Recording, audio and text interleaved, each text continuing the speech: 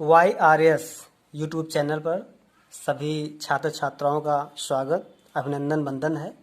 जैसा कि आप सब देख रहे हो, ये कक्षा 12 हिंदी की किताब है, सामान्य हिंदी।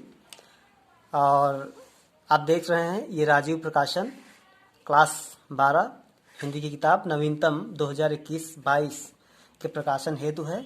हम आज इस किताब का अध्ययन करेंगे जो कि यूपी बोर्ड कक्षा 12 का अनिवार्य प्रश्न पत्र है।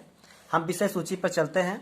विषय सूची में हम देखते हैं कि ये पूरा हिंदी कई खंडों में विभक्त है। ये खंड का गद्य है और ये काव्य है जो कि खंड खा के तहत आता है, और इसी काव्य में हम आज अध्ययन करेंगे। और आप विषय सूची में देख रहे होंगे ये पहला नंबर 1 लिखा हुआ है भारतेंदु हरिश्चंद्र, ये जो कि सामान्य हिंदी के छात्रों को नहीं पढ़ना है। और उसके बाद नंबर 2 पे हैं जगन्नाथ दास रत्नाकर, इसे भी सामान्य हिंदी को नहीं पढ़ना है। अब प्रश्न होता होगा कि सर जी इसे क्यों नहीं पढ़ना है, तो ये साहित्यिक हिंदी जिसे हम आर्ट साइड कहते हैं उनको पढ़ना है। तो सामान्य हिंदी वालों को क्या पढ़ना है? सामान्य हिंदी को ये क्रम संख्या 9 पर हमारे कवि अयोध्या सिंह उपाध्याय हरिऔध जी हैं। इनकी एक जो हिंदी खड़ी बोली की प्रथम महाकाव्य है प्रिय प्रवास, उसमें से एक छोटी सी शीर्षक पवन दूतिका को हमें पढ़ना है। आइए हम सीधे चलते हैं पाठ पर। और ये हम किताब में देख रहे हैं अपने चैनल पर अयोध्या सिंह उपाध्याय, ये उनकी तस्वीर बनी हुई है। इनका नाम तीसरा। इसमें देखिए जीवन परिचय और साहित्यिक परिचय के अंतर्गत 5 नंबर के प्रश्न आते हैं।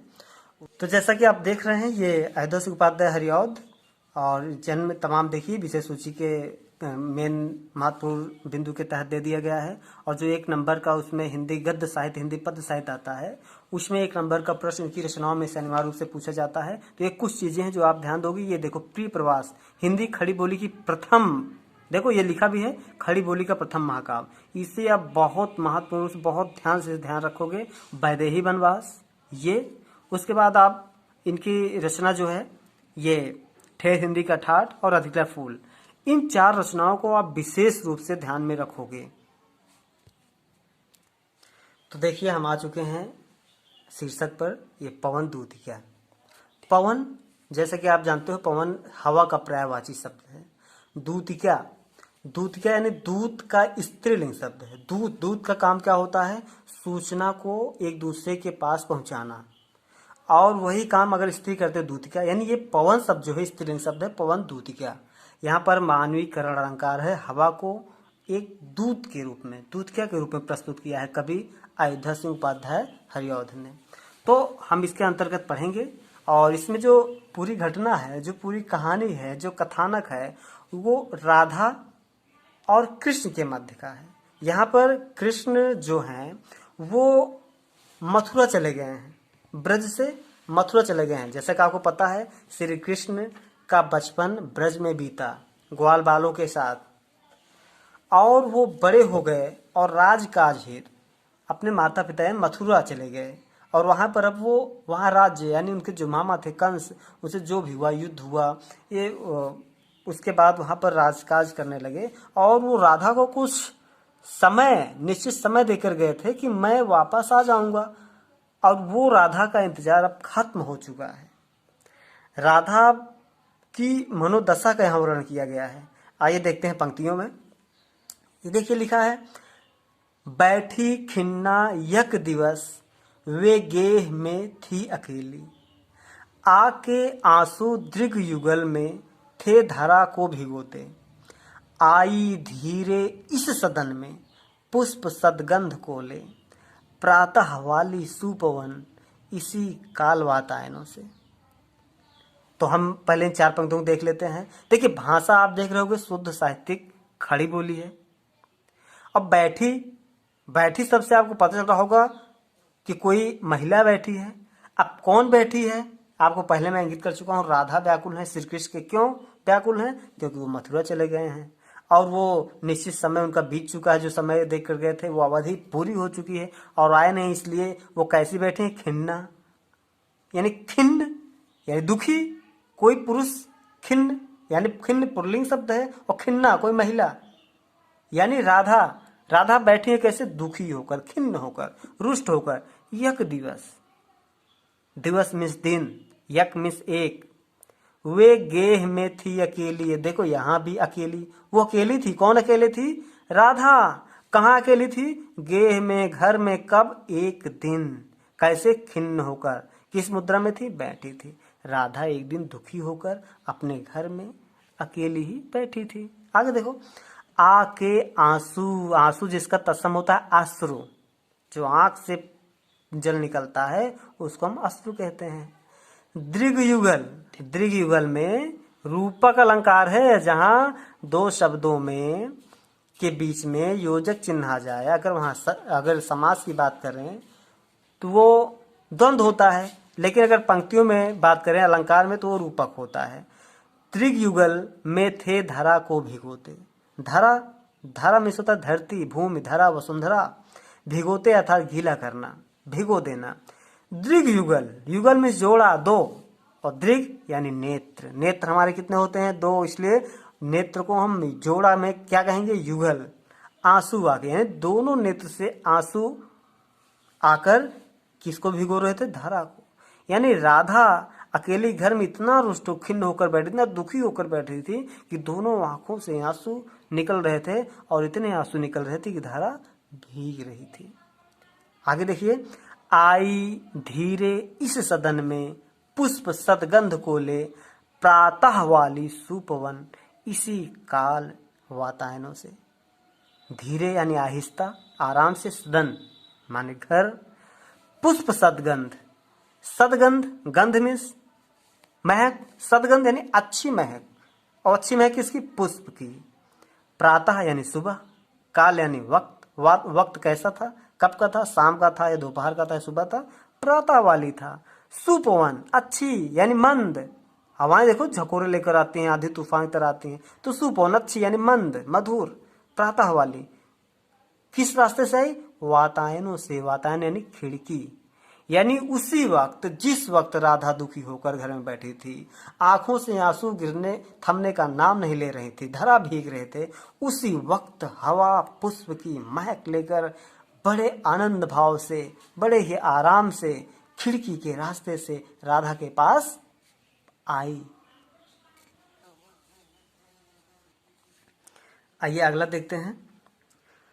संतापों को विपुल बढ़ता देख के दुखिता हो, धीरे बोली सदुख उससे श्रीमती राधिका यूं, प्यारी प्रातः पवन इतना क्यों मुझे है सताती, क्या तू भी है कलुषित हुई काल की क्रूरता से।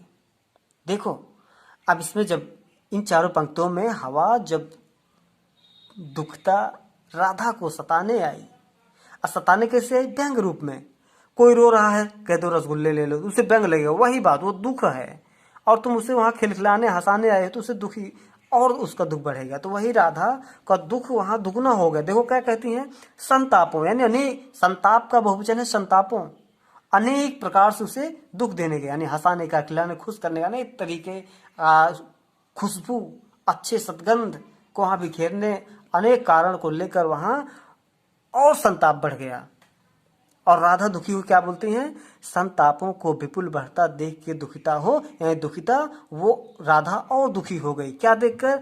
हवा के संताप की विपुल, विपुल माने बढ़ना, ढेर सारे अनेक प्रकार से, यानी हवा जब वहां पहुंची अनेक प्रकार से दुख देने का प्रयास राधा को करने लगी। हालांकि हवा दुख नहीं दे रही थी, हवा तो उसे खुश करने आई थी, लेकिन वहां स्थिति राधा की क्या थी कि राधा दुखी थी। आगे देखो, तब वह उसे सहन न कर सके और राधा बोली, धीरे बोली, आराम से बोली, सदुख, पूरे अपने दुख के साथ। पूरे दुख के साथ मतलब रोने की आवाज जैसा, आंखों में आंसू लिए, भरी भरी आंखों में, टूटती हुई आवाज में, पूरे दुख के साथ, ऐसे मानो दुख के पहाड़ उसके ऊपर हो, पूरे दुख के साथ बोलती है। क्या? कौन बोलती है? श्रीमती राधिका यूं, इस तरह बोलती। क्या? प्यारी प्रातः पवन इतना क्यों मुझे है सताती। बड़ा आसान इस पंक्ति का अर्थ आप समझ भी गए होंगे कि ऐ मेरी प्यारी प्रातः वाली सुपवन, तू मुझे क्यों इतना सता रही है, क्या तू भी है कलुषित हुई काल की क्रूरता से। काल यानी वक्त, अभी ये वक्त मेरे लिए क्रूर है, कठिन है, मेरे साथ छलावा हुआ है, धोखा हुआ है, अर्थात श्री कृष्ण जो मुझे समय देकर गए थे मथुरा, वो अभी तक वृंदावन ब्रज नहीं वापस आए। यानी ये वक्त मेरे लिए बहुत कठिन है और तू भी मेरी उस वक्त के साथ कृष्ण मुझे परेशान कर रही है। और ये पंक्ति देखिए, अनुप्रास अलंकार का एक बहुत अच्छा उदाहरण है। का की आवृत्ति, क्या, कलुषित, काल की, क्रूरता, जहाँ किसी एक वर्ण की आवृत्ति हो वहां पर अनुप्रास अलंकार होता है। क्या तू भी है कलुषित हुई काल की क्रूरता से, ऐसा राधा हवा से कहती हैं। तो देखिए, जैसा कि हम इस पंक्ति का अध्ययन कर चुके और हमें विश्वास है हम अच्छे समझे भी होंगे। तो आइए देखते हैं कि जो माध्यमिक शिक्षा परिषद उत्तर प्रदेश बोर्ड है वो इसको कैसे पूछता है। मान लीजिए हम लोग पढ़ तो लिए, अब पेपर में आएगा कैसे हो, मुझे लिखना कैसे होगा। तो देखिए किन्हीं 8 पंक्तियों को देगा वो। 8 पंक्ति कम भी हो सकता है, अधिक भी हो सकता है, लेकिन ये पौन दूधिया से 8 पंक्ति ही आएगी, ये निश्चित है। तो उसमें देखिए वो 5 प्रश्न देगा, 5 प्रश्न देगा और प्रत्येक प्रश्न 2-2 नंबर के होंगे। लेकिन वो प्रश्न कहाँ से आएंगे? इन्हीं 8 पंक्तियों के अंतर्गत ही वो प्रश्न होंगे। जैसा कि पहला प्रश्न क्या होगा? प्रस्तुत पंक्ति। क्या पंक्ति? ये जो तुम्हारे पेपर मान लीजिए 8 पंक्तियां हैं, पूछेगा प्रस्तुत पंक्ति का शीर्षक और रचयिता यानी कवि का नाम लिखिए। शीर्षक यानी पाठ का नाम, तो शीर्षक क्या है? पवन दूतिका। ये उत्तर में आप लिखोगे शीर्षक पवन दूतिका, बस थोड़े से शब्दों में, कम शब्दों में पवन दूतिका, अल्प विराम लगा दोगे। दूसरा प्रश्न उसी में जो होगा उप प्रश्न, रचयिता आप लिख दो अयोध्या सिंह उपाध्याय हरिऔध, पूर्णविराम लगाइए, आपको 2 नंबर पक्का। किसी भी तरह से आपको 2 नंबर नहीं कर सकता। अब देखिए दूसरा प्रश्न उसमें क्या आएगा? इन्हीं पंक्तियों में से, इन्हीं 8 पंक्तियों में से कोई 1 या 2 पंक्ति को रेखांकित कर देगा, इस तरह से अंडरलाइन कर देगा और कहेगा रेखांकित की हुई पंक्ति की व्याख्या कीजिए, समझाइए, अपने शब्दों में लिखिए। अब मान लीजिए ये पंक्ति रेखांकित कर दी गई, तो मैंने व्याख्या बताया जिस तरह से आपको समझा देना। कैसे कि एक दिन राधा अकेली दुखी होकर अपने घर में दुखी होकर बैठी थी। अब देखो इतना कहने से काम नहीं, आप पूरी पंक्तियों कहानियां जानते हैं तो मेन बात पहली पंक्ति का रख के कुछ अन्य पंक्तियों को रखकर आप 25 से 30 शब्दों में आप व्याख्या लिख दीजिए। आपका किसी भी तरीके से 2 नंबर कटने वाला नहीं है, आपका ये हो जाएगा। अब तीसरा प्रश्न कहां से बनेगा? तीसरा प्रश्न इसी में से आएगा। वो पूछ सकता है प्रस्तुत पंक्ति में रस क्या है, प्रस्तुत पंक्ति में छंद क्या है, प्रस्तुत पंक्ति में अलंकार क्या है, प्रस्तुत पंक्ति में वातायन शब्द का अर्थ बताइए, सुपौन शब्द का अर्थ बताइए, कलुषित का विलोम बताइए। वो कुछ भी पूछ सकता है। तो वो 3 प्रश्नों के लिए हमें व्याकरण मजबूत करना होगा, जो कि यह निश्चित करेगा कि आप इस वीडियो को कितना लाइक करते हैं, कितना शेयर करते हैं, कितना कमेंट करते हैं। अगर हमें इस पर बल मिला, आपको पसंद आया, तो हम उसको भी बहुत अच्छे तरीके से आपके सामने प्रस्तुत करेंगे। तो बहरहाल हम इस पंक्ति को देखते हैं। अब जैसे पुष्प सदगंध है, पूछ ले इसका कौन सा पुष्प सदगंध में, पुष्प सदगंध का अर्थ बताइए। तो पुष्प यानी फूल, सदगंध यानी अच्छी सुगंध, अच्छे महक।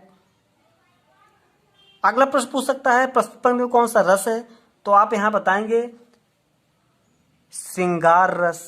और श्रृंगार रस 2 प्रकार के होते हैं, एक वियोग और दूसरा संयोग। वियोग अब किसे कहते हैं, बात आ गई। तो वियोग वो देखिए, श्रृंगार रस में नायक और नायिका का होना अनिवार्य होता है। जहां नायक नायिका दोनों होते हैं वहां संयोग श्रृंगार, जहां नायक नायिका में एक अनुपस्थित होता है यानी वहां मौजूद नहीं होता, वहां वियोग श्रृंगार। अब पंक्ति में हम देखते हैं कि श्री कृष्ण यहां मौजूद नहीं है, राधा है, तो यहां कौन सा रस होगा? आप बिल्कुल, मुझे विश्वास आप जान गए होंगे, यहां पर वियोग श्रृंगार रस होगा। इस तरह से 5 प्रश्न आएंगे और आप आशा है आप करके अच्छा नंबर लाएंगे और एक अच्छे परिणाम के साथ आप आगे की प्रगति करेंगे। आपको यह वीडियो पसंद आया होगा, आप लाइक करें, शेयर करें, ताकि हमें बल मिले। आपको कैसा लगा, ताकि मैं अगला वीडियो फिर आपके सामने रख सकें।